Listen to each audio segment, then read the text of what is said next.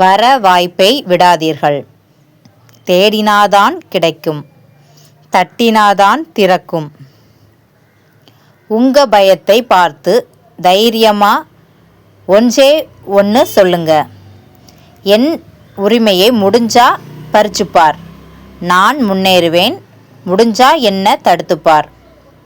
கண்ணில் நெருப்போட களத்தில் வெறியோட உங்கள் அறிவையும் தன்னம்பிக்கையும் நம்பி உங்கள் லட்சியத்தை நோக்கி தைரியமாக அடுத்த அடியை எடுத்து வச்சா நீங்கள் வாழ்ந்துக்கிட்டு இருக்கீங்கன்னு அர்த்தம்.